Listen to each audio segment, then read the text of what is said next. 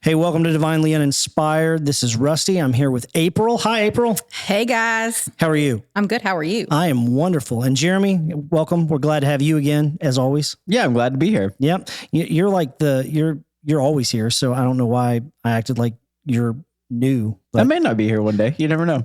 Don't say that. That's going to freak people out, man. People already think that like every time you disappear for a week that you're leaving or going to the beach forever or whatever. So. Well, until Kentucky gets a beach, I can't promise that I won't. Yeah, he's threatened us a lot of times about leaving for a beach, so that's fair. I can't say I blame him. I mean, the weather and allergies and all that here aren't great. But we're so awesome. Why would anybody want to leave us? I don't know. The beach is pretty awesome too. Hey, we got a lot going on today. We're excited. We're happy. We're a week late, but that's okay. We'll talk a little bit about why we're a week late a little bit later on. But before anything else, let's do the show song. Here we go. Here we go. 1, 2, 1, 2, 3, 4.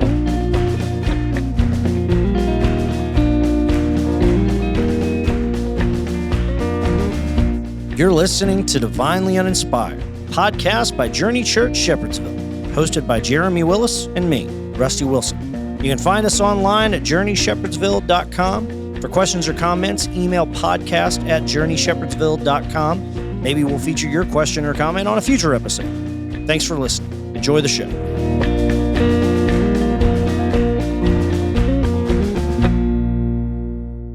So school is finally back in session, but that really hasn't mattered too terribly much in my household.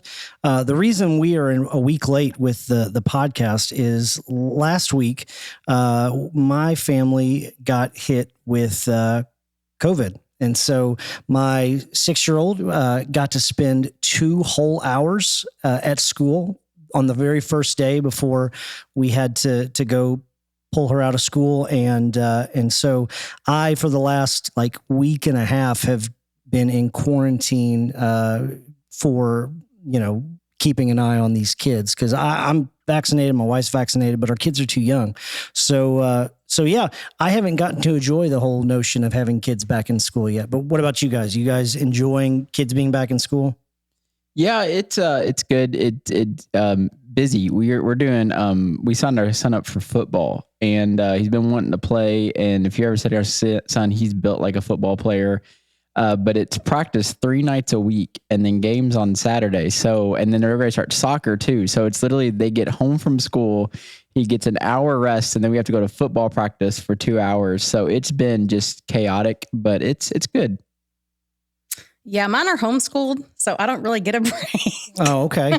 And we officially kicked back this week. So, do you all have like a fun name? Like we just call it Heisman Academy. Real true and to the point. So if you homeschool and you get COVID, do you just like lock them in their bedroom for 2 weeks? They still have to do school. Mine get really upset because they really don't get snow days or anything like that. So, that was when they started doing all the virtual learning stuff. It was like, man, the kids are never going to know the joy of waking up and finding out that you can go back to bed because you don't have school. Yeah, that was the best feeling. Well, last year during the middle of it, there was a snow day and they canceled virtual because the school superintendent said he wanted the kids to feel like they had a snow day. So I thought that was pretty cool. That is cool because it's special. I can still remember like seeing that it was snowing a little bit on the night before school and then waking up and being like, yes. Yeah, and the worst thing in the world, though, is when you saw it snowing the night before and you still had school because you kept thinking like, it's going to snow, it's going to snow, it's going to snow. And then you still had to get up and go to school. Well, Jefferson County almost never canceled school for snow. And then for a while I lived in LaRue County after college, and it could be like, oh, there's too dense of fog. We're canceled for half the day. Yeah. And it was just like, man, I never got out for fog. I mean, we got out for everything. So I lived in Floyd County, which is New Albany, Indiana. Oh yeah. And so we were out for everything, but we always felt bad for Jefferson County students because we would see at the bottom of the screen where JCPS was open. Yeah. But then they got a longer summer break, so it all balances out. I guess it does. Yeah. So I am actually brand new into the Bullitt County school system with my daughter, and I was forced to become a PTA member. Jill Proctor is one of our staff members here at Journey, and she's very involved in the PTA, and she commanded me to be a part of the PTA, and she's good at that. Yes, and so I found out that once I'm out of quarantine, I'm going to be doing snack cart on Fridays, where I go in and sell items to elementary school kids. I don't really know what I'm selling, but I'm sure it's Sour Patch straws and Skittles and I don't know, stuff like that. Stuff that parents don't want their kids to have as they come home from school. The snack cart was always cool in school. Yeah, I mean, I'm excited about being the cool guy that brings the treats. That's right, everybody's favorite. It was the uncoolness of being told by my wife, like, "Hey, you have to do this because I work a real job." So sorry, it's okay. I like not working a real job. I mean, it's a real job. It's just Well, we get a little bit of time. We do. Or either. Well, you're not a part. I guess you are the PTA, April. I am, and the principal. So and the superintendent. And the lunch lady. That's correct. Teacher, I do it all. Or does Aaron do any of it? No, not unless they're really misbehaved and I have to get him involved, which is not often. But okay. Yeah, I threaten them though. Does he have like a paddle? No, we don't do that, but it's not a bad idea. I do have a Kool-Aid spoon that I can use if I need to. I've heard that if you take like a drill and you drill a hole. Yeah, the Kool-Aid spoon has holes in it. Yeah. Hold on, let's stop for a second. You have a Kool-Aid spoon? Yes, it came with a pack of Kool-Aid like years ago, and so it used to be my spanking spoon. I don't even know if I'm allowed to say that anymore. You're allowed to say it. You know, and so I used it like I would just pull it out. It's this big yellow spoon with a happy face, the Kool-Aid guy on it, and I would be like, I'm going to get out the spanking spoon, and then. You know, they'd come down. Just curious how much Kool-Aid you make that you need a dedicated spoon to making Kool-Aid. I actually do not make Kool-Aid. That's the funny thing. I bought it for some kind of project they were doing inside. This was like preschool. And so it came with it and I've just always kept it. I liked it. Well, it's a good spanking spoon. That's right. Spanking spoon. So all right. Well, now it's more of a back scratcher, but it was, it served its purpose. But we actually can't talk about spanking because we're not allowed to do that anymore. No, right? That's correct. That got canceled. Yeah, we never do that. We never did it. I was never spanked. I think maybe my mom spanked me one time and it was essentially like she tapped me with one finger and was like, there, that's your spanking. Now I've been spanked several times. So that doesn't shock me at all. Yeah. I don't know why I'm such a good kid, but whatever. Well, I guess. So there's a lot going on in the world that we're going to talk about a little bit. And a lot of it is very unsettling. I don't like watching the news, but I find myself kind of addicted to watching it, or not really. I don't really watch it, but I Twitter it and I read it on the apps. But like coronavirus is back and it's on the rise, and the Taliban are back in power in Afghanistan. There are fires like all over the world. There's hurricanes, there's earthquakes, there's flooding. Like, what is going on? And Jeremy, are things worse now than they have ever been? And is Jesus coming back soon? I don't know about the Jesus coming back soon, but no, things are not as worse as they've ever been. I think that we're just living it. And so, I mean, if you study, I mean, when we talk about this all the time, I mean, if you study out human history, there's been other seasons like this. I mean, even within the past 100 years, in the United States, I mean, you have the Great Depression, you have all of these different viruses that are coming in that, we've had to deal with over the years. There's been wars. I mean, people, would talk about World War I and World War II. I mean, those were some of the most like tragic times that we've had. And there was a lot going on even outside of those wars. And so, I mean, it's just one of those things you got to take it in context. I mean, it's not great. I'm going to go ahead and say that. But to say it's the worst time in history is just a lack of really taking a good look at history. It just feels really bad because we're living it. And it is, even in my lifetime, I can remember other stuff happening that's been pretty crazy, but it's all happening kind of right now. And so it feels like it. And I think we're also people that just forget. We forget some of the stuff that's happened. And so when it's happening right now, it feels like the worst. I'm sure in 10 years, we'll say something else will happen and we'll be like, this is the worst time ever. But Jeremy, we're getting implanted with chips into us. Isn't that the mark of the beast? No, it's not. But yeah, it'd be interesting to see what happens. I mean, what's crazy though is when you think about that, and I don't want to get in trouble here, but people don't want like chips implanted in them, and I get it because I don't either. Yet we wear watches and have phones that track us constantly, and then we tell our kids they have to get phones that track them constantly. I mean, like, was that Go 365 or whatever? Exactly where somebody's at all times. And you have to give the company permission to be able to track where you're at so it's one of those like kind of like to me, hypocritical things at times that like, we're like, and you got like, even, I don't have it anymore, but even had like a watch that you could just go and pay for things, and it's like, when we were at Disney World, we had the Magic Band, and that I loved that because it was just like, oh, I want this Mickey pretzel, and I just pay for it. If they can put a chip into my wrist that will allow me to pay for everything that easily, that I don't have to go to the gas station and select, no, I'm not a Rewards member. No, I don't want a car wash. No, I don't want a receipt. Yes, I want to buy gas.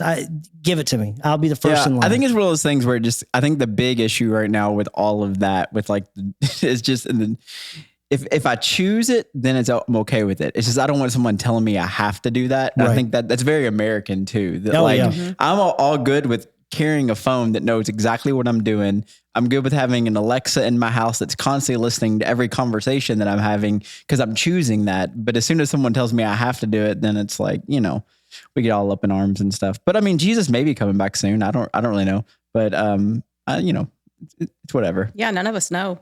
April, do you think he's coming back soon? I don't know. No. Yeah, I mean, biblically, I don't think any of us know, right? Because he says no man will know the... No, you need to give me a date. I can't give you a date. I'm sorry. I'm not the Lord. My favorite thing, though, is when somebody gave me a copy of this years ago. It was 88 Reasons Jesus is going to come back in 1988. Oh, yeah, by Hal Lindsey. Right, yeah. So then obviously Jesus would come back. So then a year later, he wrote 89 Reasons he's going to come back in 89. And so it was like, eventually he gave up after that. But I was like, how funny would it be if every year he just came out with a book with one more reason why he's coming back, and just, it kind of be kind of fun. It was like a series of books. And they said people get up on a mountain. Did you ever read like the details of that? Oh yeah. People get up on a mountain. Yeah. And like, we're waiting for Jesus to come back. And that's the Seventh-day Adventists. Yeah. The history there is they were like, oh, well, Jesus is coming back on this day. And so we are all going to be taken away. So go quit your job, sell all your possessions, or just give them away because you don't need it anymore anyway. And then they went and waited, and they were all dressed in these white robes, and Jesus didn't come back. And so they were all these homeless, jobless people, and it was known as the Great Disappointment. And then it happened again. There was a second Great Disappointment. I don't think it was as disappointing because I think there was a lot of there's a lot less people. Yeah. Fool me once, shame on me. But can you imagine? I mean, when you think you're having a bad day, just think about those people. And you'll be like, oh, it's not so bad. They gave up everything. Yeah. Got on top of a mountain, thought the world was ending, and they were, and just, it didn't happen. Yeah. Wasn't that kind of similar to 1999? In the year 2000, weren't people saying Y2K, Y2K and stuff as well? In 2012. And then 2001. What do you do? Can you imagine walking down that mountain? What do you you guys want to go to Chili's now? What do you do? Where do you go from they that? couldn't afford it. They didn't have any money. So the Great Disappointment is a great name for something to remember. That's what my wife calls our wedding day. The Great Disappointment. Oh my gosh, Rusty, stop it. No, she doesn't. She calls it the greatest day of her life. That's probably an exaggeration, but...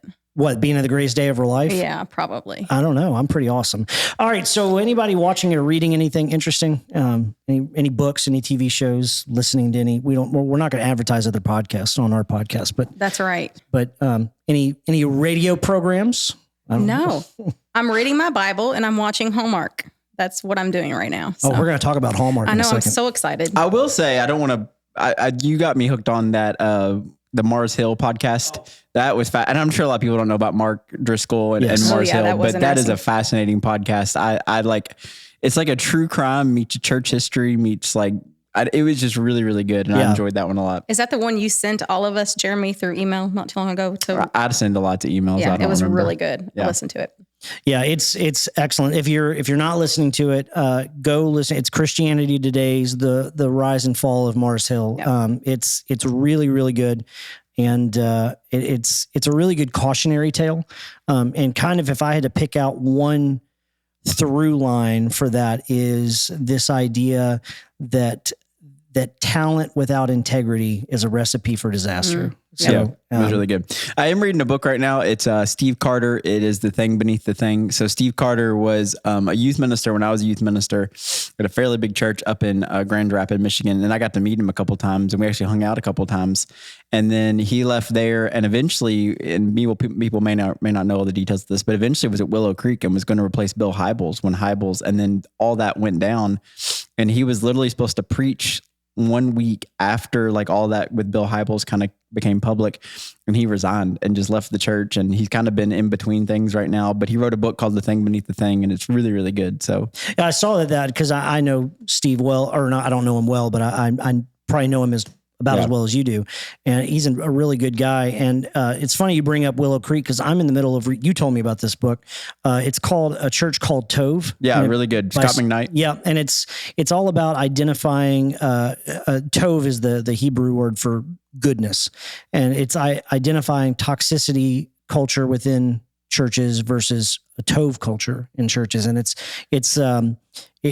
does a really good job of like, hey, if you see these signals, these are red flags that this is not a good culture to be a part of. Yeah. And as I was reading it, it was very challenging because there were things in there. It's like, oh, do I do that? Like, I don't mean to do that if I do, and in other instances of like, oh, I've experienced that from, other places and things like that, but not about Journey. Journey's perfect. Yeah. Yeah. Any Christian romance novels you want to recommend over there, April? Redeeming Love. I'm just telling you, by Francine Rivers is incredible. So yes, that's awesome. All right. It's a novel? It is, and it's phenomenal. So yes, it's probably the best book. Jeremy's laughing at me, but I'm for real. It is phenomenal. So I read this book recently called The Day the Revolution Began. It's N.T. Wright, very just like dense book. And, it's one of the hardest reads I've had in a long time. And her book, her romance novel, is 100 more pages than this. And this is like one of like the most important books I've read. And her Christian romance novel is 100 more pages than this really dense, like theologically just deep book. And I'm sure there's a lot of character development and exposition. Listen, it is truly awesome. So it's based upon the book of Hosea. Okay. And so she just takes the story in the Bible and she makes it fiction, right? And so it's really good. So you just Who's Gomer? See it there. Who gets to be Gomer? I'm not talking to him right now. 50 Shades of Christian Love. Is that what it is? No, it is not the same, y'all. Oh, okay. All right. Well, since we're talking about stuff like that, I'm not going to be insulting to whatever it is, the Rivers of Grace or Redeeming Love. Oh, okay. All right. But we're going to play a little game here. So April shared in episode 1 that she is really big into Hallmark movie. And she even mentioned it earlier today. And so Jeremy had this wonderful idea of what if we had a game where we read titles or potential titles of Hallmark movies, and she had to decide, are these real titles or are these titles that are made up? So we're going to have some fun with this to the point where like this is a game show today. So I'm gonna put on my welcome to the Hallmark movie game. This is Rusty Wilson. I'm here with April from Lebanon Junction. How are you, April? I'm doing great, Rusty. How are you? Oh, I'm wonderful. That's we're going to play a little game here with you today. I can't do that voice much longer. I'm sorry. Losing my breath. But anyway, we're going to play this game, and April, you're just going to give it your best bet on if these are real titles or if they are made up titles. And okay. And there are 7 in total. Okay. So you're going to have to decide, and we need to keep score because a couple weeks ago we played a game that we didn't keep score, and then Jamie was like, "Oh, I got every one of them right," and she actually didn't. And we'll make a caveat: if you lose, and I'm going to tell your husband, you can't watch the Hallmark Channel for 30 days. That is not going to happen. Yes. No way. Not going to happen. No, come on. It'll be great. No. All right. So here is the Hallmark movie game. April, number 1, A Gingerbread Romance. Is that a real title? I would say yes. You are correct. Yes. That is a real title of a Hallmark movie. I really wish in hindsight I would have had the synopses for all of these that I could read. Oh my gosh. Because that would have been a lot of fun. All right. Number two, April. Is this real or is this fake? Under the Autumn Moon. Is this a real Hallmark movie? You're correct. That is a real title of a real movie that nobody ever wanted to watch. Whatever. They're awesome. They're not. They are. They're not. All right. Number 3. Here you go. Number 3. Is this a real title or is it fake? Kissing Christmas. Is that real? Oh, gosh. Or is that fake? I'm going to say that one's fake. You are correct. That is a fake title that Rusty made up because it sounded like a Hallmark movie. It does title. sound like a Hallmark movie. That's what I think. For a It's minute. trademarked now, and so if they make that movie, they have to pay me. Okay, do I get some, money from that as well? If you refuse to watch any more Hallmark movies. Nope, can't do it. All right, next one up. Strawberry Kisses. Fake? Yes, or I'm going to real? say yes. You are wrong. That is a fake title. I made that one up. That's what my kisses taste like. Oh So my gosh, I think Leah would say no. she would say absolutely no, but they taste like coffee and Coke Zero. All right, next title. Puppy Love. Yes, Okay, you've seen that one. I've seen that one. All right, Yes. all right. This is less fun than I thought it was going to be because you know these too well. All right, next up, Seeking Saint Nick. Is that a real title or a fake title? I'm going to say fake. Very good. It is a fake title. However, I will say that the movies in principle are Seeking Saint Nick because it's always, the Christmas movies are always, I got to kill this music. The Christmas movies are always like a woman meets some nice single man and they're like, oh, well, his name is Christopher Kringle. And That is very, very true. Or, this is Saint Nick's Catholic Church or whatever, and he's the priest. It's always something like that. He's always It is, Santa Claus. Yeah. But in a world with so much darkness, they are really good shows. I guess. Whatever. I mean, you all just do not understand. I've been reading the synopsis of these movies as you've been telling me, and they sound terrible. all right, Whatever. go ahead, because we Well, got I've one already more. I've already got past it. So Oh, yeah. okay, all right. We'll do that next time we play this Yeah. game. All right, last one. This will decide whether you can watch Hallmark for the next I'm so 30 watching Hallmark. days. Your job depends on this. Whatever. Mingle all the way. Yes. She's right. It is. I told you. That is, you were 6 for 7. I That is told you. pretty impressive, April. It's impressively sad that you know Whatever. all of these titles. In not a single one of these are good movies. They're all great movies. Does any Hallmark movie actually end and like it just so like movies I love are actually the movies like at the end you really don't even know what's going on. Like sometimes that's why I love Christopher Like Nolan. Inception? I love Christopher Nolan movies because sometimes you end and there's still like that tension there of like it. I don't know really what just happened. Tenet was like that for me too. Like if you've seen Tenet, but yeah, I mean just that's These how are life all is. predictable, and that's the point of them. So after just a long day or horrible news, I can watch something that I know is going to end well. So that's why I like my Hallmark movies. And then I complain to Aaron about how unromantic he is compared to the Hallmark guys. Sounds great for your marriage. It's wonderful. And then he tells me, yeah, well, you don't look like those girls either. So Oh, wow. Are there any? I'm just joking. Are there even Hallmark stores anymore? Like is that yes, like they're still real. who's bankrolling Hallmark channel? Like I mean, at one point Hallmark stores were everywhere, and that's where everybody bought their cards from. I mean, so Yeah, now Dollar Tree has just as good a cards for. are they Hallmark though? Has Hallmark just decided not to do stores and just do? There's still some Hallmark stores, I believe. I know there's one near my mom's house. Yeah, they're limited, but they're there. Ooh, I've got the $1 million idea. A Hallmark movie theme park for people just like April. Like, people are watching this. They have their own channel, and it's just like a theme park. I would so where be about it. everything is like it ends well and it's happy and there's I think it would be really cool. Yeah, I just found out that there's a theme park in Australia that only does movies from like the 90s. And they're like, they have, how when you go to theme parks and they have the performers or whatever, there's a guy whose sole job is to do the Austin Powers dance, like every hour on the hour. They're a little dated, but I would totally go if I were in Australia. I would too.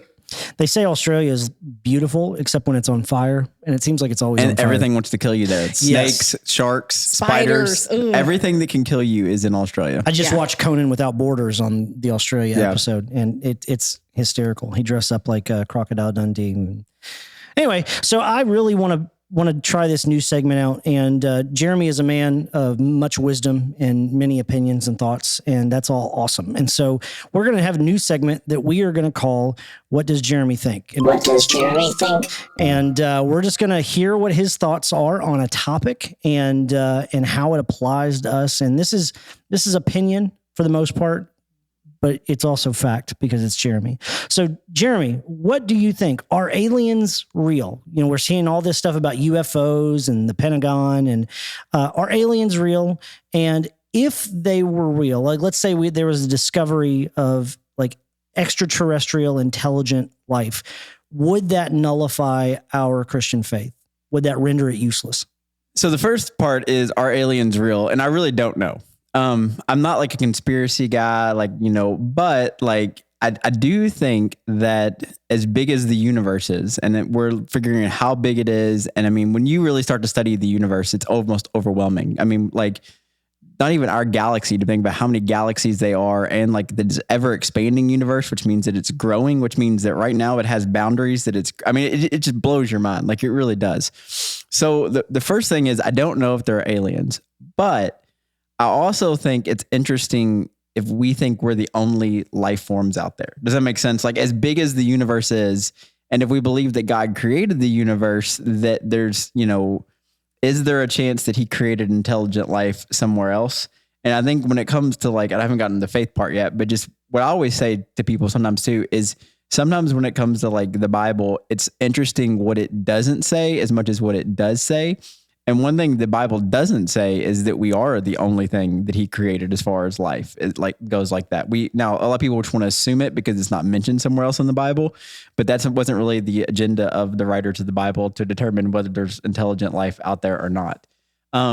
Part of me really, really wants it to be true. Part of me also terrifies me if we find out there's intelligent life, only because I've been thinking about this when I saw you want to talk about this. We can't send anything outside of really our solar system, obviously, and we can't even really send people to the far reaches of our solar system yet.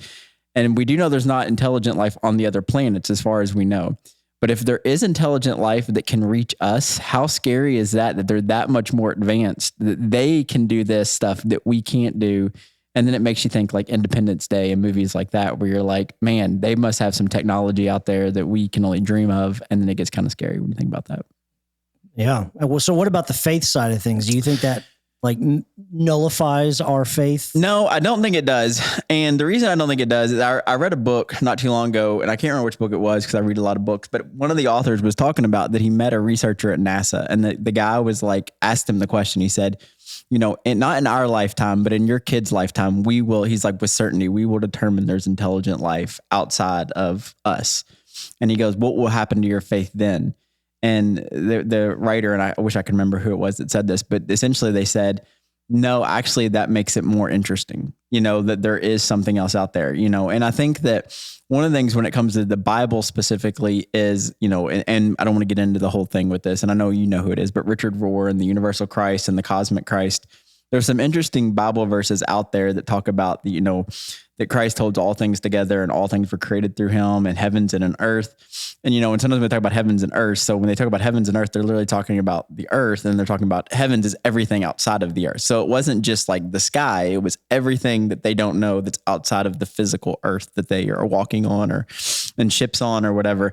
And so like, I don't want to read too much into it, but like, again, it's one of those interesting things where it's like, if Jesus died on the cross and he created all things and holds all things together, the cosmic Christ idea is kind of interesting, that what he did here may have implications for all of creation, including intelligent life somewhere else. And here's the thing. If God created everything, as much as we've botched it here, and we really, really have, you got to think if he created intelligent life somewhere else, they probably botched it too. So no, I don't think it nullifies our faith. I think it is make it more interesting. The God idea, that what is God, that he can do these things. But for me, it personally doesn't. Now there may be people who disagree with me, and that's okay to be wrong. And so, but no, it does it. It does it actually for me. It makes the story way more interesting if there is intelligent life out there. All right. What do you think, April? I am more of a skeptic. This is what Jeremy thinks, not what April thinks. Right. But yeah. I mean, let's have a conversation. Yeah. I don't know. I don't really care one way or the other. Honestly, I lean more toward being skeptic of it. But I really don't care. It's definitely not going to nullify my faith. If we find out that they're real, aliens are real, but. Well, and I think too, the other thing about aliens is when we think of aliens, we're thinking of like what we've seen in movies. Mm-hmm. There's a good chance that if there is intelligent life and God created them, they would look a lot more like us. And so we think of alien when we use that term, it just means anything not of this realm, of this world type of thing. And so, I think that's the other thing we got to think too, is it's not really talking about like green monsters with glowing eyes or like orbs or anything like that. Right. We're talking about more than likely if it exists. I would assume it would probably be more like us. But then, like I said, that's the scary part, is if they're like us, the technology they have and how we have kind of botched it here on Earth. Maybe they're already here. Maybe that's what I'm hearing. They could be like what was it? Sixth Sense? No, what I'm thinking? no. Sixth Sense is Not where Sixth Sense, the where Mel Gibson Bruce- one. Hold on.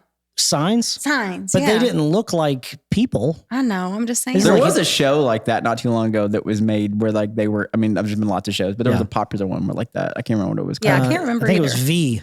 Yeah, that was where they're it. all V. lizard people. They're lizard people. Yeah. And we don't want to get into lizard people right No. now. Have you heard? Oh, I don't Yes. want to go down that rabbit Yeah, trail. we'll do that another day. We don't have time for that. I went on a deep rabbit hole one night on lizard people and we don't want to talk about it. Yeah. No, I We'll mean, change that for another time. Yeah, it will be something that we'll have to like steel ourselves for because that's going to be quite a topic. Anyway, that is what Jeremy thought. That's what Jeremy thought.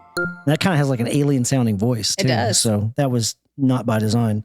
All right. So before we get into our main topic of the day, we're going to talk just a minute or so about what's going on here at Journey. I wasn't here this past week because of quarantine, but I was here in spirit and online. But Nathan and Justy, the Wingfelds, are back from Africa. Yes. We're so glad to have them back with Lola and Joseph, and just really excited to have them back. I know that that everybody was glad to see them. And what was it? I mean, was the environment good here on Sunday? I didn't get to. Oh yeah, there was a lot of good feedback. Everybody was definitely glad to see them here. Good. And yeah, for sure. Yeah, it was nice to have them back, and I'm thrilled to not be leading worship every week. It was fun, but I don't want to do it every week. So I'm glad he's back. Our small group ministry, we want to talk about this for a minute. So from now on, when we talk about this, we're going to be using the name that we're calling it, which is PACS, PACKS, like a wolf pack, type thing. You don't have to make that noise. But Thank Have you created an acronym for that yet? Yeah. no, Then your Bible college has failed you. If you yeah, haven't it created has. an acronym. I'll come up with one. People accessing Christ. Kingdom Supply. Yes, I like it. Very good. There, people accessing Christ Kingdom Supply. And so, no, that's not what it stands for. But it's this idea of life's better in a pack. When you're not doing life alone, when you're not solo. So we are going to be launching those September 19th, and they are going to run for 10 weeks, and they will end November 21st. And the way that will operate is each group is semi-autonomous, meaning they kind of get to set their own schedule, their own topics, but we are going to have a through line of what the purpose is. And the purpose really for our packs are to develop meaningful relationships between people. So it is hard to have friends. In fact, I just read an article in the New York Times that there is a relationship recession.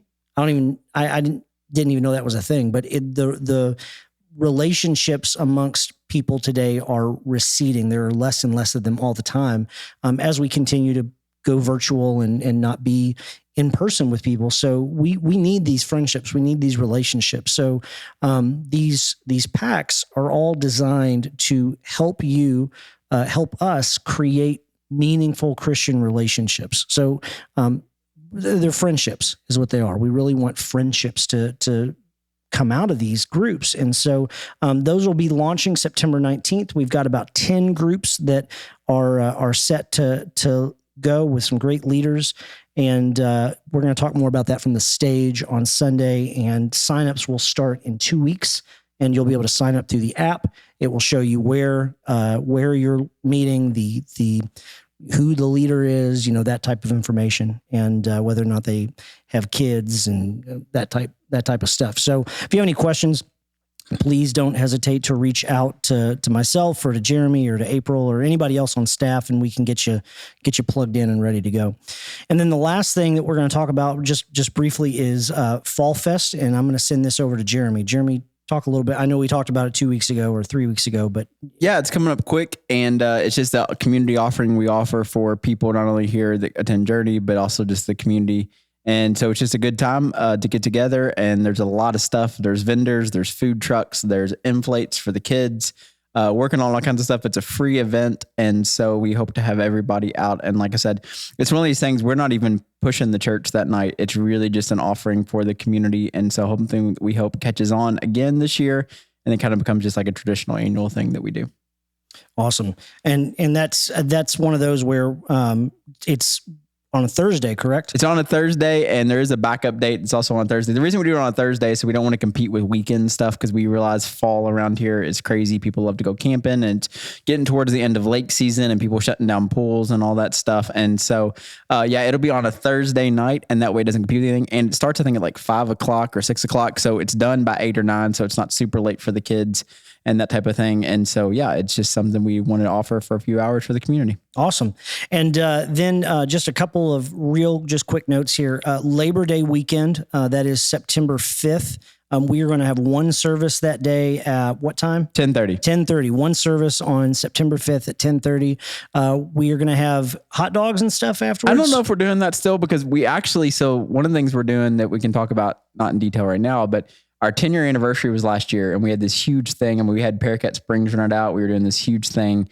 And then because of COVID, it all got shut down. And so we're actually thinking about this year doing a big celebration.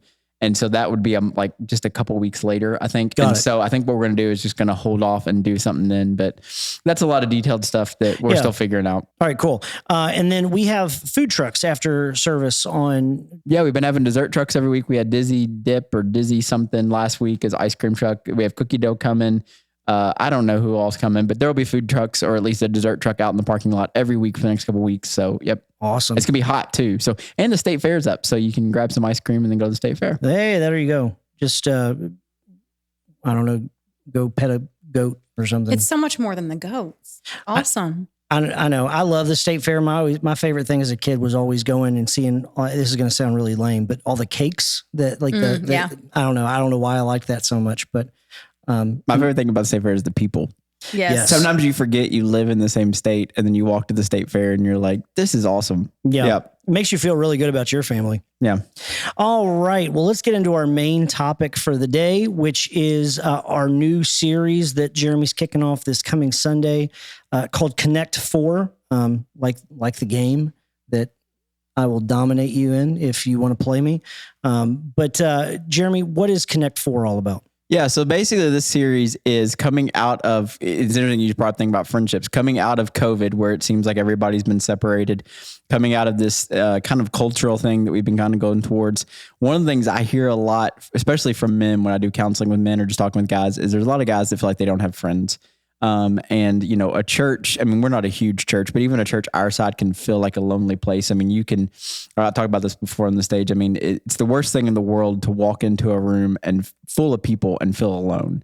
And so what we're going to do is we're going to kind of just talk about connection to each other, connection to our community, connection to mission, connection to God, just all kinds of different aspects of that. And so really we're going to be pushing people to get connected. Now, whether it's a small group or that's serving, I mean, I think sometimes serving is one of the best ways to connect with people. But also just to be intentional about these type of things. I am listening to an interesting podcast right now talking about, and they're interviewing some doctors and psychologists about like our obsession with our phones. And like they did this crazy survey where more people, when they're in a public place, would rather be on their phone than actually talking to people around them. And just kind of there's some messed up psychology about that. And so anyway, so we just want to focus on connection. One of the big pushes is to get people in small groups, even if it's just you do it one time. I mean, just to be able to connect with people. Friendships is a huge thing. I turned 40 this year, and you have a handful of friendships that last kind of forever, or you develop and they tend to go on for a while. But I want to have lots of friendships. I want to have a lot of people that I feel connected to and that feel connected to me, and that type of thing. And so, yeah, we're going to talk about that, and then also we'll talk a lot about mission. I think the other thing that happened with COVID is everything just became like a blur, and days became a blur. What you're doing became a blur. And so we want to give people ideas of things they can do on purpose, and live life on purpose. And part of that is serving, loving their neighbors, being intentional about that type of thing, being connected to their community. And so, yeah, so we're just gonna spend a lot of time talking about connection. The Connect 4 was just because we didn't know else to title it. And then you came up with a cool graphic and we were like, yeah, let's just call it that. And so it was 4 weeks. And so it all fits together. So, yep. Cool.